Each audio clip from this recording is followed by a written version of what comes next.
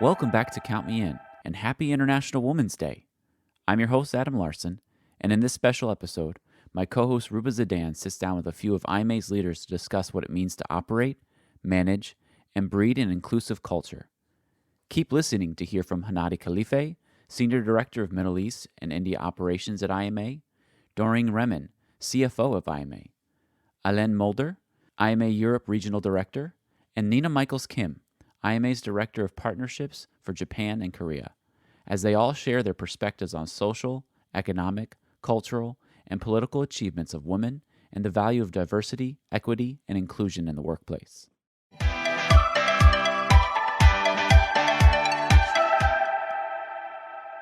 Good morning, good evening, and good afternoon to all of you. Thank you for joining me, and happy International Women's Day. We're going to kick this off with Nina and Hanadi. So this day was created to celebrate social, economic, cultural, and political achievements of women. And it encourages women around the world to choose to challenge. The theme for this year, because as I quote, a challenged world is an alert one. So this initiative was also created to accelerate women equality around the globe. And when you contrast that with the World Economic Forum's prediction that it will take some 250 years before we can achieve true equality, what are some of the major problem areas that you believe need to be challenged? Both, we're talking about community elements and corporate world elements. And how are you personally contributing towards that on an individual scale and maybe even on a corporate scale? So, I believe that in order to achieve true sustainable gender equality, society and companies have to change their mindset. It's not the quantity of hours at work that make an employee productive. And also support working parents equally, make it normal that men equally share household tasks and childcare. And I think society and the workplace prevent people from exercising their rights for these parental benefits. For example, I kind of represent Asia Pacific, and in Japan, new fathers are entitled to a relatively generous paternity leave, but less than 8% of Japanese male employees take it, as opposed to a more egalitarian country like Finland, where over 80% of the men take paternity leave. And, the reluctance of Japanese men, that could be for a number of reasons. Perhaps it's not encouraged by the company, or they might be judged that they're a slacker. And we need to change the stigma associated with that and make it mandatory that men also take paternity leave. And in fact, that's a new plan that the Japan's labor ministry is actually thinking of, to make it mandatory for men to take paternity leave. And it's to counter Japan's declining birth rate, which is a huge problem in Asia because women don't want to have children anymore since it impacts their career. And, as an individual, all individuals must have the courage to exercise their rights and stand up so others can follow. And, as an individual in my former company, I was sort of a trailblazer and paved the way for other women to discuss remote working and part-time working. But, granted, that was over 15 years ago, but that former company, they did not allow any remote work or part-time work. And, they were very supportive of promoting women, but only as long as they were single or childless or, DINKs, dual income, no children. So I think I was one of the first women managers to say that I was pregnant, and I really felt guilty to do so, to announce my pregnancy, which, should be a joyous occasion. And especially, it was coming after two miscarriages that I kind of embarrassingly did not say to my employers. And I found out later that many women in that company had miscarriages. We were working long hours. And on paper, the company even had less than required working hours. But nobody took that. Especially nobody who were a high potential person climbing the corporate ladder. So, when I did announce my pregnancy to the company, I told them things like, hey, don't worry, you will never even think that I had children. I'll be back full time. I'll be here until the very last minute. And then I will take the bare minimum of maternity leave, and I will be back to take off where I left off. And, and I actually even did that for my firstborn. I enrolled him full time in the daycare center. I had babysitters to take him after it was closed or whenever I was traveling, because, I didn't have extended family nearby to help.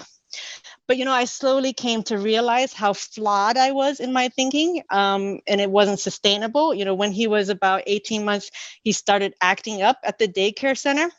I kind of broke down, and I went to my boss, and, I finally said, that's it. I'm leaving unless the company allows me to work part-time or work remotely. And, the company finally relented, and that action is so interesting, because after that, a whole lot of managers became pregnant, or they were able to say, I had a miscarriage too, Nina, all these kind of things. And, and it became okay to work like part-time, at least 80%, or work Fridays at home. And, so kind of I take comfort that I finally became brave and asked for support from the company, and it kind of benefited former colleagues of mine in that company. No, but you're right. By the way, bravery has a big role to play in this one, to dare to ask for more or for support. Hanadi, how's that been for you? Well, I think Nina touched on a very important point, which is the change in mindset. And I think both men and women need to change that. And men has to realize that actually gender equality is beneficial, and it's in their interest as much as it is in our interest. And of course, the bravery for women, they have to proactively ask for their right. But I also want to add three more even actually four more challenges that we are facing. Maybe these apply most to our region in the Middle East. For example, education. Although we've done tremendous effort and improvement in education, there are still 130 million girls who don't have access to schooling, and there are still 12 million who are married that are under the age of 18 every single year.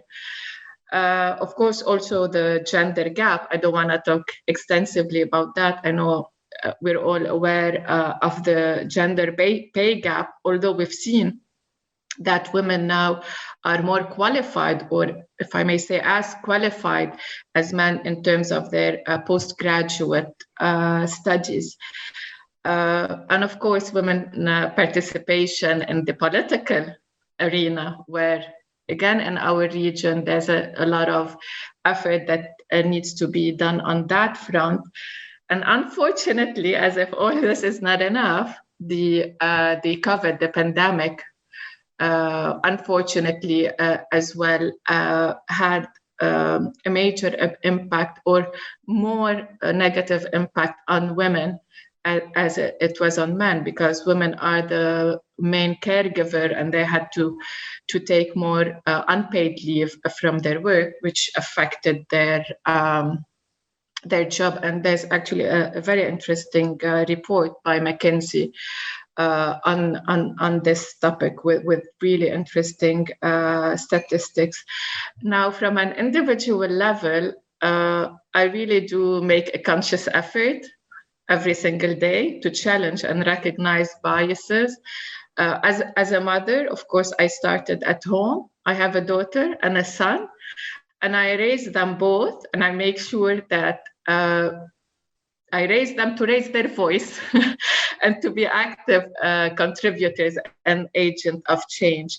And as a team leader in my company at IMA, of course, I strive really to become a mentor and a coach to my team, to create an inclusive environment where, again, as Nina has mentioned, where team members are able to attain the right work-life balance, which is also something I suffered from throughout my career. And I'm really fortunate to finally work with IMA, with a company that really care for their employees.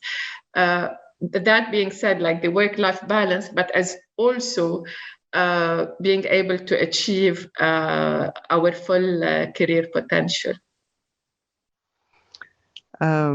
Thank you for that. And you're right, by the way, we're very fortunate to be working with IMA. And I agree with you. You know, personally, I consider them to be one of the most gender equal companies that I've ever worked with in my entire career. So I'd like to turn to the only male on this call. And so I support, first of all, thank you for supporting the cause. I'm really supporting it. So I think it's a really important topic, and that we should reach gender equality as soon as possible. Yeah, before 250 years, I agree. And I think people, yeah, I mean, on an IMA level, there are so many initiatives that we've taken globally to kind of drive the conversation on diversity and inclusion, and, you know, put these messages outwards by sharing, say, for best practices, for example. But also, I mean, the focus is indeed on the finance and accounting profession. But when you look at the messaging of diversity and inclusion, it is a very global message by default. So what are some of the initiatives that you're undertaking in your region, the European region, to promote such values on, you know, inclusion and diversity? And what has been the feedback, both externally from IMA team members and from external stakeholders as well? It'd be great to learn about your experience with that. Yeah, so what we do here in Europe is that we really provide a platform for our members, but also non-IMA members, where we can have this debate. So we have the Women Leadership Summit. We started it 4 years ago in Amsterdam, but now we also do it in Switzerland. And that's really a great platform for men and women to discuss what we need to improve on. So one of the things we found out last year, for example, during the summit, when we had a very open discussion, and you know how Dutch people are, they are really bold in their opinion during the event. And it was really good because they basically said, okay, what you often see is when women are making a career and they are doing a job interview, for example, for their next promotion, that man or the hiring manager starts to think for that woman. So, for example, okay, I want to give her that great promotion, but maybe she cannot handle it at home because she has to do the household and she has to raise the children. And that's a pitfall hiring managers make, because we need to stop thinking for them. If they are going for that promotion, then give them that promotion and don't think about any issues that may arise in the future. And so we get great results with holding those kind of events, because that was really a learning opportunity for female, of course, but also for the men who are attending. So next time when they are doing an interview, then they will stop thinking for them. And I think that's really a great achievement. Absolutely. Hanadi, in the IMA D&I toolkit that we were just referring to as well, one of the essential approaches for leaders to create a diverse and inclusive corporate culture is for them to promote a high level of self-awareness that kind of rewards that willingness to course correct. How much of this is dependent on the team leader who's managing, you know, people on a daily basis, but also what are some of the qualities and the skills that they need to actually possess or evolve in order to become more self-aware? And when you've been in situations like this, do you intervene in order to bypass or highlight or deal with, you know, unconscious bias, or do you effectively, how do you accelerate the process of fostering this kind of allyship if need be?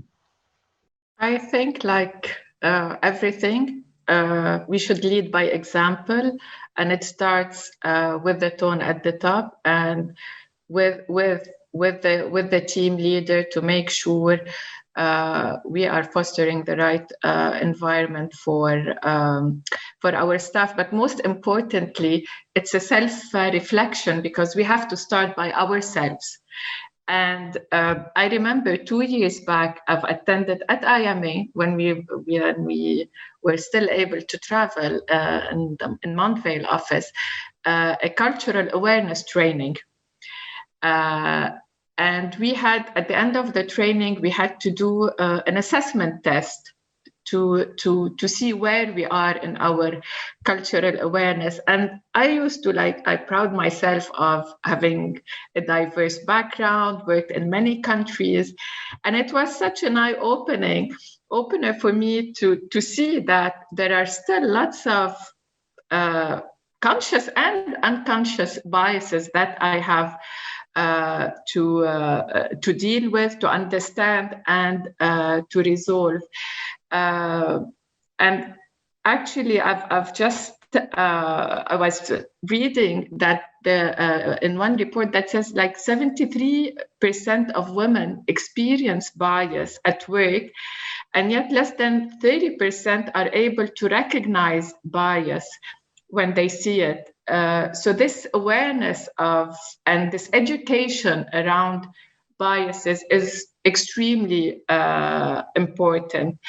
And of course, as a team leader, understanding the cultural nuances and navigating and pointing to and being vocal, as a matter of fact, around about these biases, and encouraging, most importantly, encouraging team members to be vocal whenever they either experience bias or witness a biased behavior. So that is really it's really about the team leader to embrace this culture of D&I, and again create that safe environment where employees feel heard and their concerns addressed. Doreen, you're a female CFO. I mean, if anything speaks female empowerment, that does. And if anything speaks loudly about the values of IMA, that does. So first of all, we are all inspired by you. That's something that I just want to put out there. So when we go back to the IMA D&I toolkit, it also notes, that the whole program, in order for it to be successful, it needs to be part of the company's overall business strategy. So it affirms that top-down nature of the process. How can a business strategy be diverse and inclusive? And what does that look like for you as a regional leader, as a global leader, actually, when devising your annual business strategy, for example, which has very key operational components to it and financial targets, right at the core. So how does this so-called soft element, for lack of a better word, come into play? And how does it influence, business performance in your view and your tremendous experience? Well, thank you, Ruba. You're very kind. I think there's a misconception among accountants that business strategy is all about the numbers, right? It's all about the budget and the forecasts and all of those things. But strategy really precedes the numbers. And we call these soft skills, but they're actually the hardest skills. So when we look at our environment, we recognize that our membership is extremely diverse across the globe. And that's true for most companies. I think they have a diverse customer base. We want to make sure that we understand the needs and the differences amongst all of our members, and that we're here to support our members. So that's our strategy. We need to make sure that we have diversity amongst our staff in order to be able to communicate effectively with membership in different regions, different ages, different career points, from student to professional to CFO to CEO to board member. These things are important, and you can't have a good strategy without these skills of environmental scanning and understanding your customers and making sure that you know what they need. Hanadi referenced an exercise that we as staff leaders undertook a couple of years ago that was eye-opening for many of us. And one of the things that was eye-opening for me personally, I'm going to bare my soul here a little bit, was that I had always, all my life, looked for the commonalities, amongst people. I still believe that, we're all equal, that God created us equal, but I would overlook the differences in order to find the commonalities. And what we learned in that bias training was that there are real differences and that we need to be able to respect those differences, navigate those differences, support each other as we recognize differences, and cultural differences, gender differences, age differences. That was eye-opening for me. I had not realized that I had that bias. And now, since then, I have read more. I've been reading about different cultures. I've been really trying to overcome that. And it's been a wonderful journey for me. So I think I went a little off track there, Ruba, from your question about strategy. But I am responsible for the strategic planning process at IMA, and recognizing our customers, understanding the differences amongst our customers, and making sure that each segment of our customer base, our member base, I should say, has what they need at their point in their career to support them to be able to achieve their maximum potential. And we all have the same potential. No, that's so much to learn from. I really hope that we rub off globally and, we teach these best practices.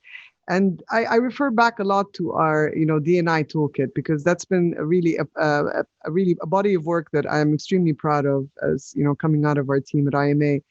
Ala, you're using this with your team in Europe as well, to kind of distribute share these ideas and these best practices that can be shared by organizations and various different functions.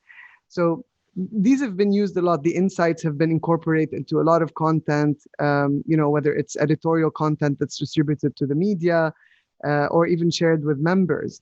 How has the response been in Europe in general, and maybe beyond as well? Is there an appetite for this type of conversation to kind of be driven even further?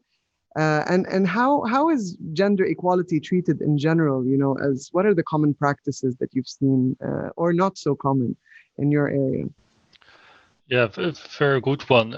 No, there's a great appetite, actually, what I see at the moment here in Europe, but especially here in the Netherlands, for gender equality. You really see the political debate, of course. So in the Netherlands, for example, we do have an issue, like in many other countries, that there's not enough representation of females in the top level, in the board, really, of in all the management of companies. I believe it's below 30%. So you really see that there's a momentum at the moment that people want more diversity in companies, because many people, or most people, at least within companies, now understand, like Doreen said, that it's also for a strategy much better. If you have a diverse company, then also your customers will recognize themselves with your company more, and also your brand. So that's something they see.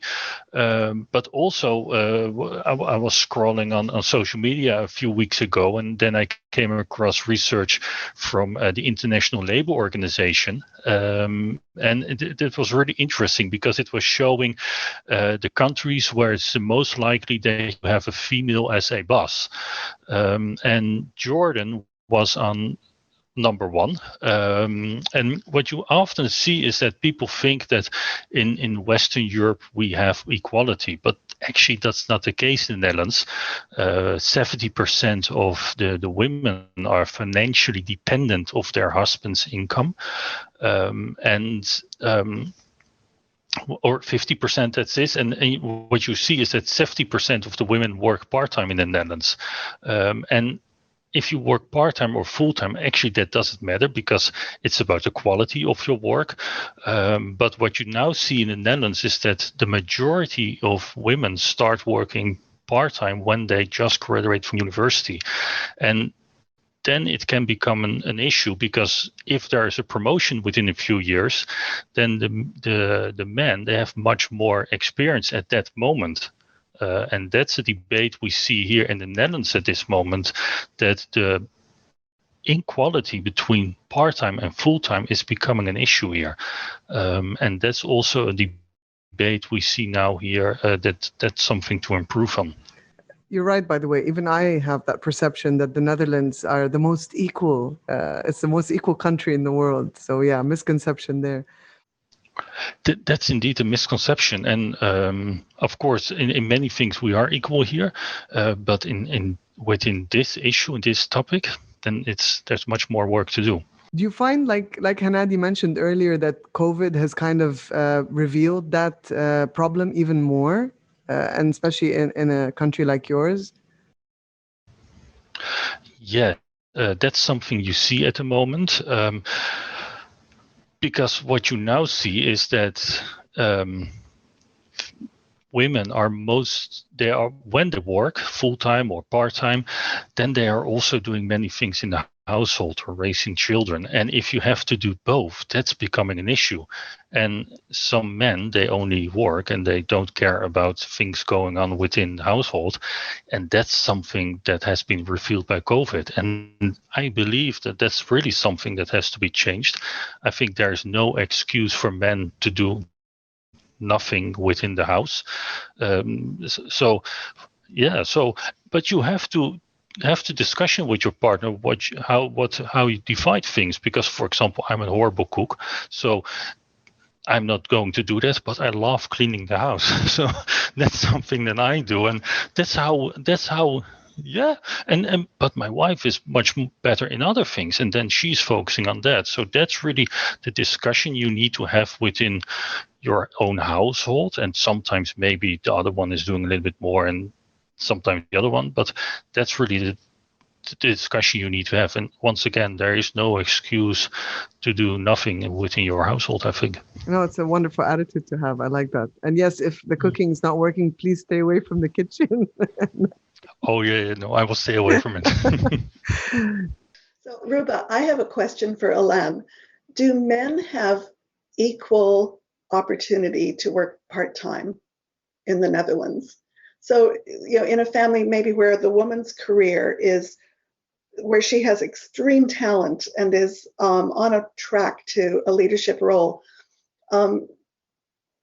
is it acceptable for her husband perhaps to work part-time and take a step back? Is that socially acceptable? That's actually a very good question. Unfortunately, the answer is no. So, of course, when you ask people here in the Netherlands, okay, can men work part-time or stay at home, for example, then most people will tell you, okay, yes, that's possible. But socially, it's not respectable. The people will not do it, actually. So that's also what you see, for example, at schools when you have the discussions. When mothers work full-time, they blame the mother for sending the children to daycare. They don't blame the men. So that's, I think, already an answer, that they are blaming the women for it and not the men. That was a good question, Doreen. So Nina, let's pause this chicken and egg scenario, or catch-22 situation, if you like. In many ways, diversity and inclusion is considered a societal issue, and that the burden truly falls on the shoulders of the community leaders, basically, the grassroots level. But with so much practice or malpractice, if you like, spilling over into the workplace, it kind of becomes this magnified version of the problem. How much of the responsibility is shared by corporate leaders in your view? Yeah, so I think Hannity and we touched upon it in the very first question about how companies should also encourage the employees to make the most of their parental rights and benefits. But what I think is very interesting is that in our field, in finance and accounting, there is the movement towards sustainable and integrated reporting. I hopefully think that this will improve the attainment of gender equality, because it is part of the ESG, the environmental social governance metrics. Corporate social responsibility reporting hopefully will also help in that. Hannity and I have written about some articles about gender equality is number 5 of the UN Sustainable Developmental Goals. And you if you're not hypocritical, if you're walking the talk, all companies have to do their best to meet this. And I wanted to point out that I heard a podcast recently the CEO of Blendor.com. This is a very interesting podcast. Blendor.com is a data analytical company, and they actually rank U.S. public companies according to their D&I metrics. And the CEO, she is a Black woman herself in a very male-dominated tech field.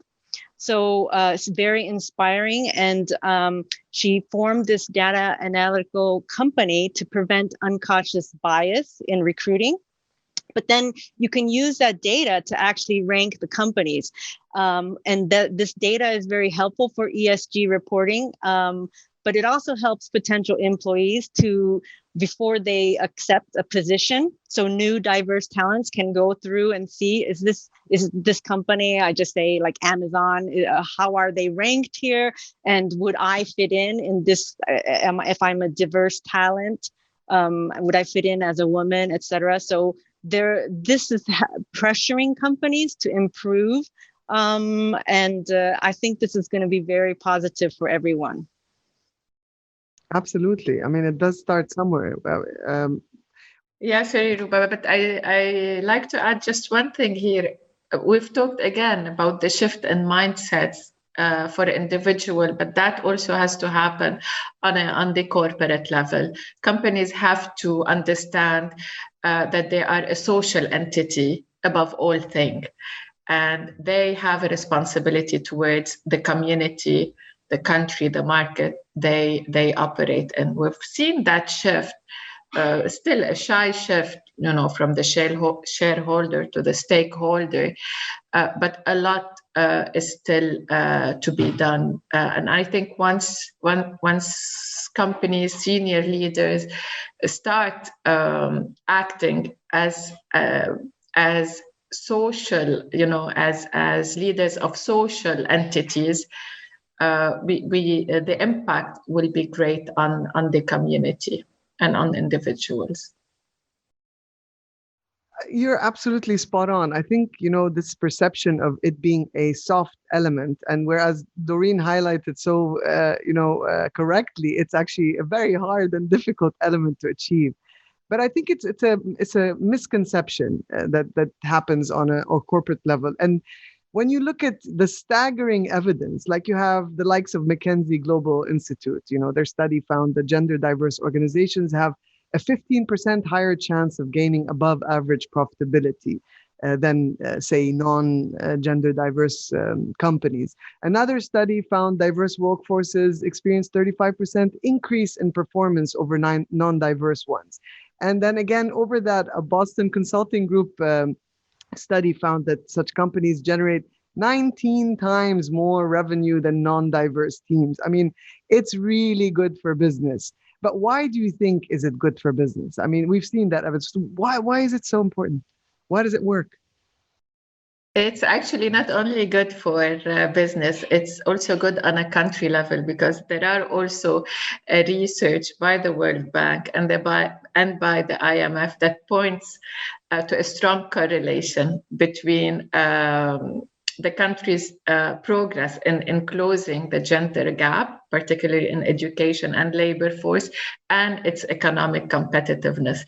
So everybody is a winner on a corporate level and on a country level. Now, I think mostly probably because women tend to work harder to prove themselves, and they are able to create a more engaging work environment. And as a result, I think they are capable of rallying the team around the company's goals and mission, which will also result in higher retention and in job satisfaction, which we all know increases as well productivity. It's really, really about creating this diverse workforce. Also, in a diverse workforce, you could see, resolve problems, or look at opportunity from different perspective and point of view. And your team is, I think, more placed to challenge the status quo and the way things are done. That's which of course will improve the decision making and, as I mentioned, increase productivity. overall. I actually wanted to add something there too, because I completely agree with Hannity. And what I think is interesting is very brief, but working parents in general, I think, again, I'm going back to this, that, it's not how long you're working, but it's how you work smarter and more efficient. And I think if you have a set dead end time, so I'm talking about working parents where you have to pick up somebody from the daycare center, every working hour that you're there, you are much more efficient. And if I compare to when I was single and working long hours, I had no time when I had no set return time, then you could stay on forever. But I don't know if my productivity, I don't think it was as good as now when I have, now I have to do, because I want to go and correct the homework with my daughter or whatever. And I think it's much more efficient. And for the company, the company performance, of course, improves that way. That's what I think too. Nina, I read a study today that said that parents are saying, parents who work from home and homeschool, they're saying that they get interrupted an average of 10 times per day. Is that an accurate number, you think? Some people said, no, it's 10 times an hour. Yeah, I think so. But it is true, and I think that's one of the positive things of that we are now all working from home, is that a lot of companies now see that it's actually possible to work from home, because we used to have some companies or managers who were a bit reluctant of that, and they really wanted to have their staff 5 days a week within the office, and maybe that's one of the improvements at this moment, that they see, it really doesn't matter if people are maybe for a few days working from home and they use the lunch break or a few hours during the day to do some homeschooling with the children or to do something else, and then they work in the evening. So I think that's one of the positive things of this moment. And of course, technology is also a big enabler of that, because it doesn't matter where you are. If everything is in the cloud, you can work wherever you want. So it doesn't really matter anymore. Actually, that was very connected to my next question, Alain. So this question is to you and to Doreen. Indeed, this past year has been so insightful beyond measure and so educational. It disrupted some sectors, accelerated others, destroyed a multitude of others. But ultimately, it put a huge burden on not just women, as we noted earlier. Yes, indeed, probably women suffered the greater grunt, but on parents and families in general, and that whole idea of working from home. But how do you think companies can actually help to reduce that pressure? And, at a time of pandemic, and I'm sure we've had to do a lot of that at IMA, and as leaders, you've had to do that for your team. So what are some of the best practices that you've seen as to with regards to alleviating that pressure of your team members? Well, I'll start. The question was for me and Alain, but we are concerned not just about the pressure on women, but also the pressure on our male colleagues as well. And I think that both genders benefit from family-friendly workplace environment. I think Alain would agree with that. So we've scheduled Friday afternoons. Most of us continue to work. It's not like we have Fridays off, but and this, of course, is different in Hannati's region, but no meetings. Some days there are just no meetings blocked. I think that's important. We've also brought in resources for employees to access for mental health, counseling. Those kinds of things are also really important to recognize the stress and to alleviate it. I think that we need to make sure that the men that we're working with, who also work very, very, very hard, are also given opportunities to support their families and be available to their families. This pandemic has changed all of us, changed the workplace. It's going to be very interesting to see how we all come out of it in the coming year. Yeah, true. And I think indeed children is a shared obligation between men and women.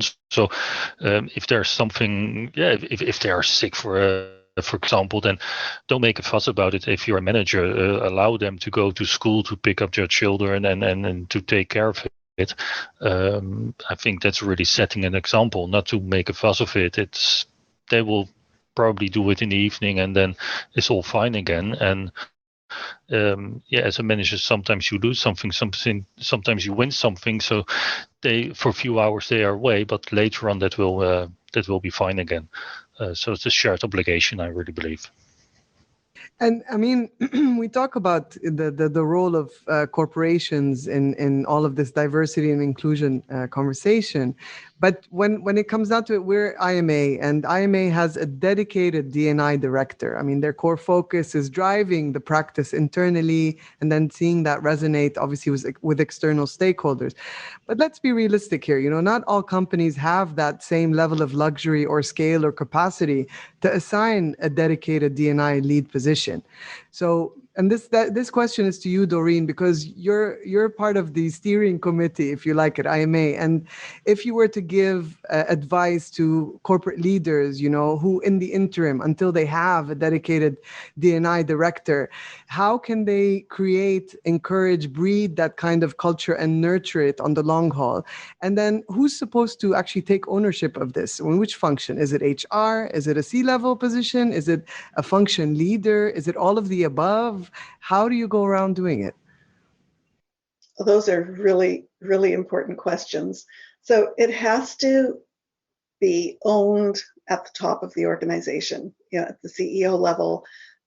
It must be embraced. Diversity, equity, inclusion must be core values that are embraced at the very top of the organization, or anything else will be meaningless. So, I think that's the most important thing. There needs to be an element throughout. So HR needs to embrace diversity, equity, and inclusion in its hiring practices and making sure that supervisors are acting appropriately. Of course, that's an HR function. But it's also in the market development function. You need to recognize who your market is and who you're marketing to, and understand that for diversity, equity, and inclusion. I hope that companies are not jumping on a bandwagon and thinking, okay, we need to create the diversity and inclusion role, and that's it. Then we're done. That reminds me of tokenism. That was so prevalent when I started my career, back in the 70s. That's just not going to work. Saying, okay, this person is the face of diversity at our organization is absolutely the wrong approach. It needs to be throughout the organization. And smaller companies can absolutely achieve that through consciousness raising, awareness training, through embracing this as a core value, through reading, through sharing, bringing in consultants. There are remarkable consultants that can help organizations to recognize where they have gaps and what they need to fill. Our diversity toolkit that you've referenced, Ruba, is one of many resources that companies have available to them. But it needs to be made a priority at the top of the organization and embraced throughout, and not resident in one department or one role. It's a beautiful recommendation, actually. Thank you, Doreen. So this is a question that I would love to hear all of your views on. And whoever's comfortable answering first, please go right ahead.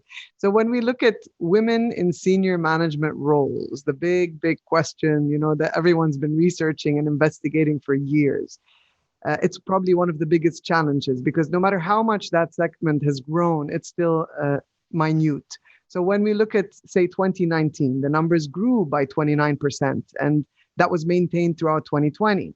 And then you look at, the fact that the global mid-market companies have at least one woman in a senior position. That's 87% of them. So these are really promising figures. But then you look at, the history of that. When you all started your careers, this was not the scene, and it was far from it.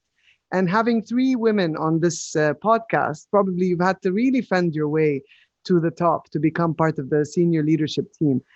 What was a kind of defining moment that you've been through where you thought, wow, I can see a dynamic shift. Things are not the same anymore. I'm in a new era.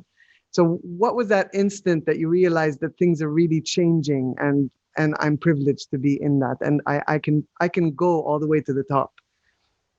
I can start actually, and without really undermining all the encouraging steps that companies and countries are making towards equal opportunity, equal gender pay, and what have you.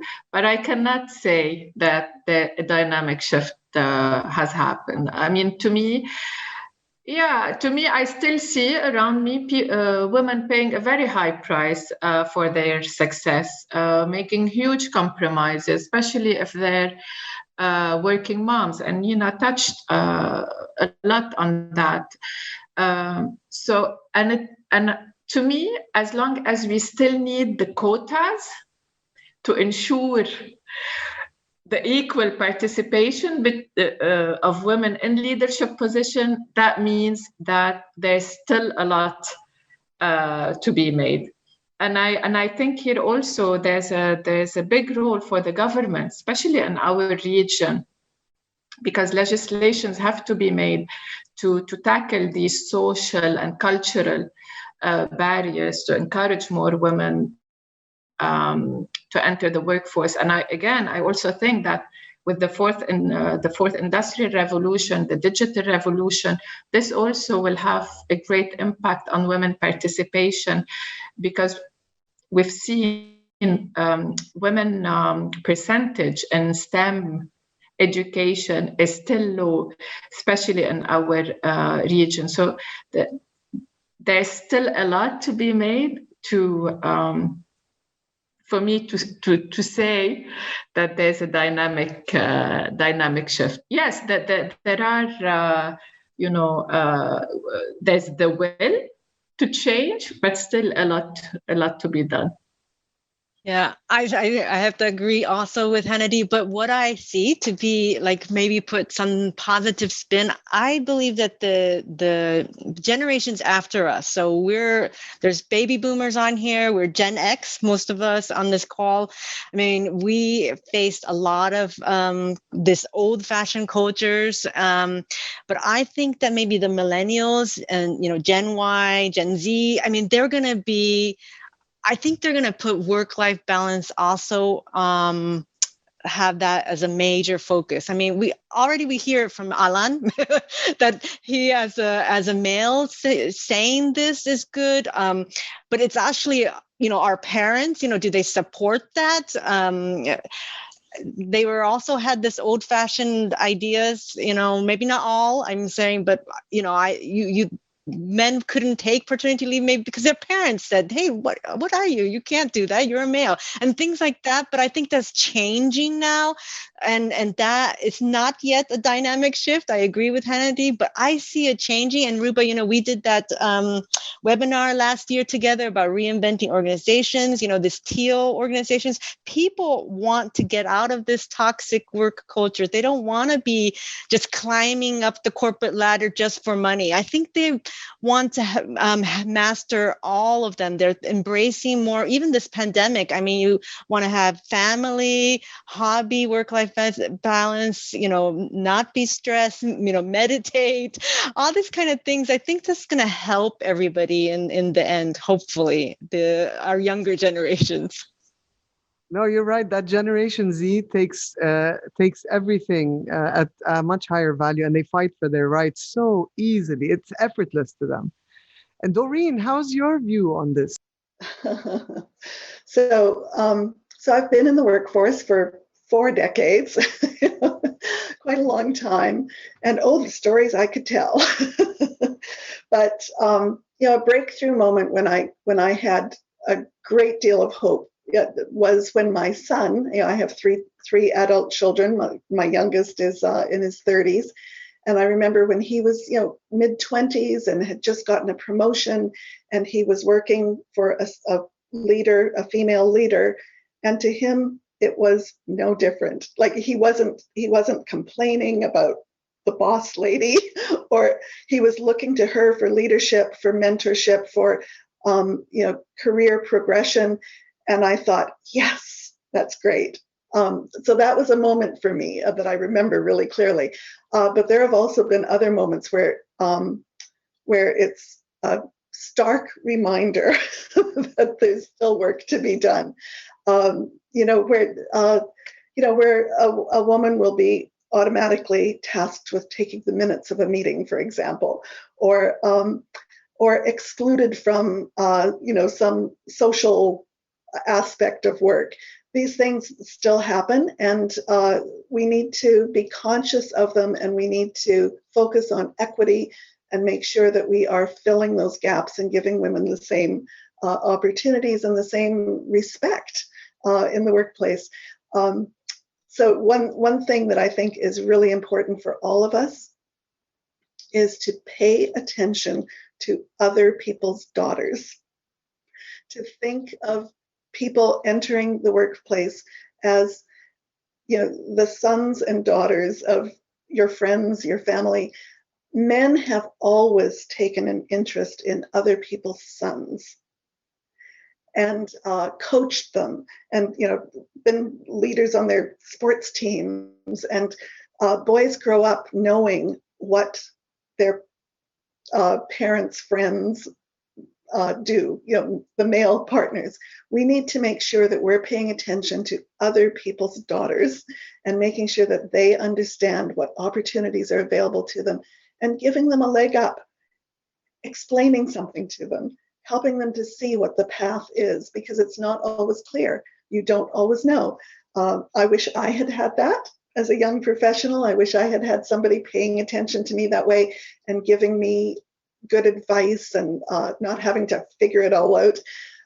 So that's something that I have tried to do.